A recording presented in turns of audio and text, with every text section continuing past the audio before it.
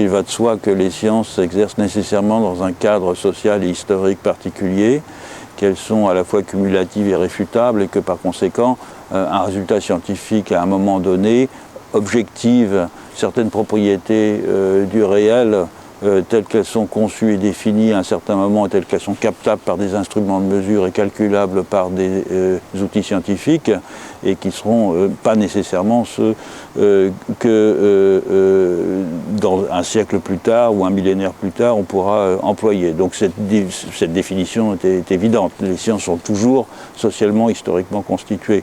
Donc il ne s'agit pas de réfuter, il s'agit simplement de considérer que dans les systèmes de savoir, et en particulier c'est là mon domaine de spécialité, les systèmes de savoir non modernes, dans les populations autochtones, il y a des connaissances extrêmement riches, variées et diverses qui s'expriment de façon très très différente des savoirs scientifiques traditionnels, que ce soit la physique ou la chimie par exemple, ou la botanique, mais qui mettent à jour néanmoins dans une formulation qui est très différente du langage des sciences, des caractéristiques du réel, de la nature si on peut dire, qui sont perçues avec beaucoup d'originalité et employées à des fins à la fois pratiques, de toutes sortes, mais aussi à des fins symboliques, c'est-à-dire pour penser le monde dans toute sa diversité et sa complexité.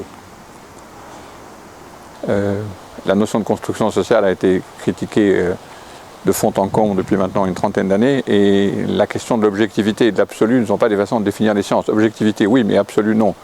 Les sciences sont relatives et relativistes par définition. C'est leur grandeur, leur force, c'est ça qui leur permet d'être objectives. Donc simplement, je ne parle pas pour Philippe, mais pour moi, on a extrait, disons, les sciences de leur politisation extrême, sous la forme qu'elles prennent en philosophie des sciences, françaises en particulier. Et donc on ne peut pas confondre cette extraction de la politique avec un affaiblissement de leur capacité à l'objectivité, au contraire. On leur a rendu en quelque sorte les moyens d'être objectives, en leur enlevant évidemment cette idée d'absolu qui n'a rigoureusement aucun sens dans le domaine des sciences. On a fait une analyse scientifique des sciences, disons, on a étendu la science à la science elle-même, et donc évidemment l'absolu, le mot absolu ne peut pas être mis en quoi que ce soit à proximité du travail scientifique, ça n'aurait pas de sens. C'est l'exploration du relatif, au sens de mise en relation, bien sûr. Est-ce que la science elle-même accepte cette part de construction? Quand elle n'est pas politisée jusqu'à la moelle, oui.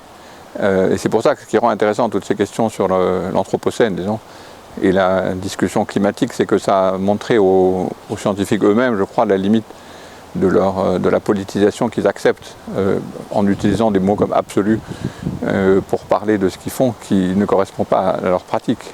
Donc évidemment, ce n'est pas très confortable forcément pour eux. La politisation extrême de la science avait des avantages, mais il faut qu'ils s'adaptent un peu au monde dans lequel on est.